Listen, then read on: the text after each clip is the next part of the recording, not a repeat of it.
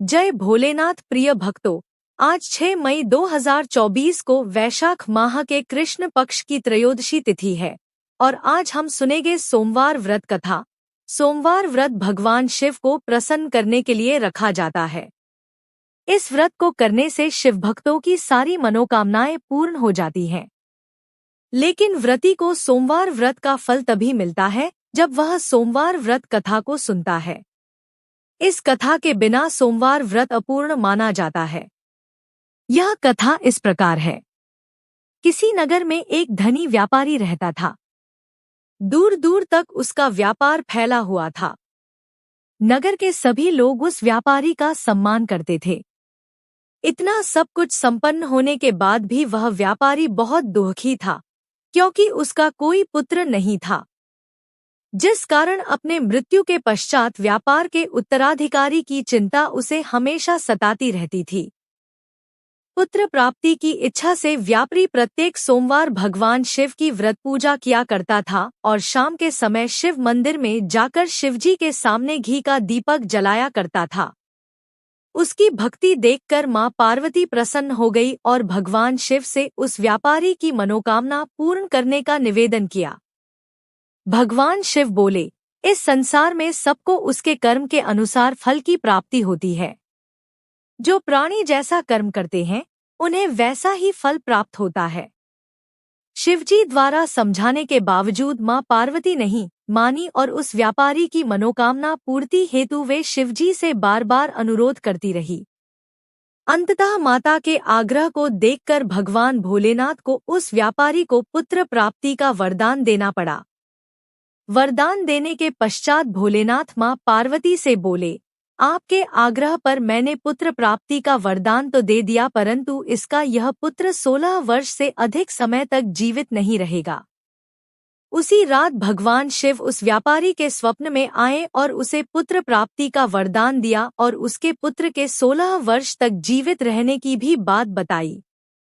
भगवान के वरदान से व्यापारी को खुशी तो हुई, लेकिन पुत्र की अल्पायु की चिंता ने उस खुशी को नष्ट कर दिया। व्यापारी पहले की तरह सोमवार के दिन भगवान शिव का विधिवत व्रत करता रहा। कुछ महीनों के बाद उसके घर एक अति सुंदर बालक ने जन्म लिया और घर में खुशियां ही खुशियां भर गई। बहुत धूमधाम से पुत्र जन्म का समारोह मनाया गया, परंतु व्यापारी को पुत्र जन्म की अधिक खुशी नहीं हुई, क्योंकि उसे पुत्र की अल्पायु के रहस्य का पता था। जब पुत्र 12 वर्ष का हुआ तो व्यापारी ने उसे उसके मामा के साथ पढ़ने के लिए वाराणसी भेज दिया। लड़का अपने मामा के साथ शिक्षा प्राप्ति हेतु चल दिया। रास्ते में जहां भी मामा भांजे विश्राम हेतु रुकते, वहीं यज्ञ करते और ब्राह्मणों को भोजन कराते। लंबी यात्रा के बाद मामा भांजे एक नगर में पहुंचे। उस दिन नगर के राजा की कन्या का विवाह था, जिस कारण पूरे नगर को सजाया गया था। निश्चित समय पर बारात आ गई, लेकिन वर का पिता अपने बेटे के एक आंख से काने होने के कारण बहुत चिंतित था। उसे भय था कि इस बात का पता चलने पर कहीं राजा विवाह से इनकार न कर दे, इससे उसकी बदनामी भी होगी। जब वर के पिता ने व्यापारी के पुत्र को देखा तो उसके मस्तिष्क में एक विचार आया। उसने सोचा, क्यों न इस लड़के को दूल्हा बनाकर राजकुमारी से विवाह करा दूं। विवाह के बाद इसको धन देकर विदा कर दूंगा और राजकुमारी को अपने नगर ले जाऊंगा। वर के पिता ने लड़के के मामा से इस संबंध में बात की। मामा ने धन मिलने के लालच में वर के पिता की बात स्वीकार कर ली। लड़के को दूल्हे का वस्त्र पहनाकर राजकुमारी से विवाह कर दिया गया। राजा ने बहुत सारा धन देकर राजकुमारी को विदा किया। शादी के बाद लड़का जब राजकुमारी से साथ लौट रहा था तो वह सच नहीं छिपा सका और उसने राजकुमारी के ओढ़नी पर लिख दिया, राजकुमारी, तुम्हारा विवाह मेरे साथ हुआ था। मैं तो वाराणसी पढ़ने के लिए जा रहा हूँ और अब तुम्हें जिस नवयुवक की पत्नी बनना पड़ेगा वह कान्हा है।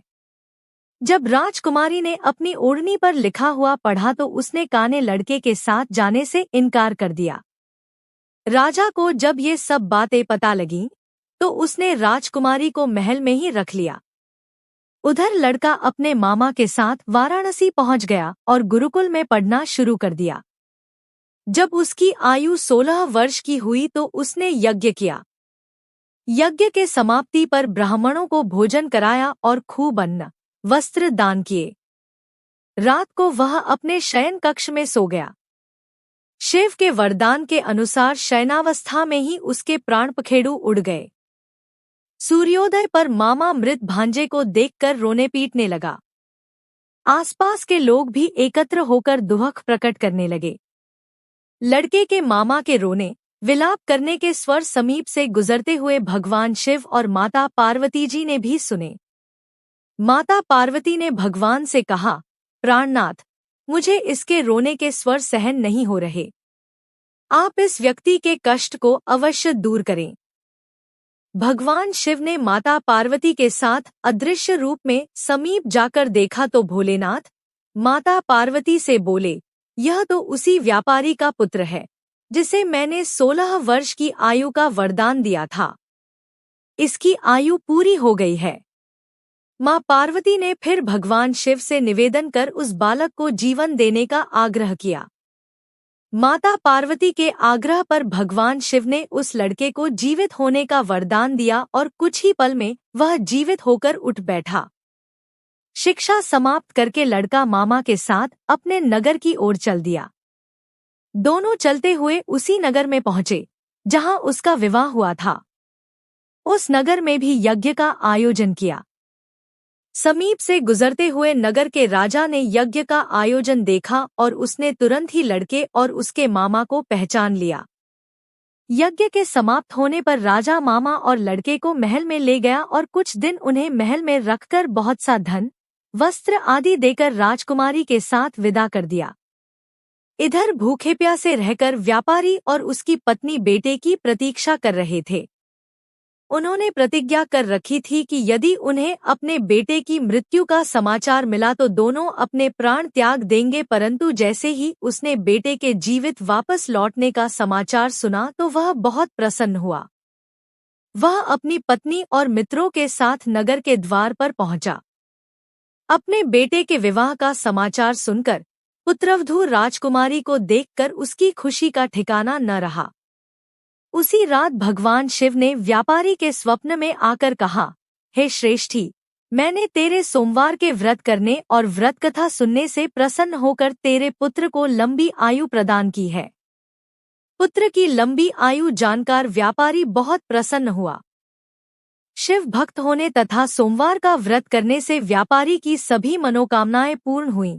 इसी प्रकार जो भक्त सोमवार का विधिवत व्रत करते हैं और व्रत कथा सुनते हैं, उनकी सभी इच्छाएं पूरी होती हैं। अगर आपको यह कथा पसंद आई हो तो कमेंट बॉक्स में जय भोलेनाथ लिखकर हमारे चैनल को सब्सक्राइब करके वीडियो को लाइक और शेयर जरूर करें।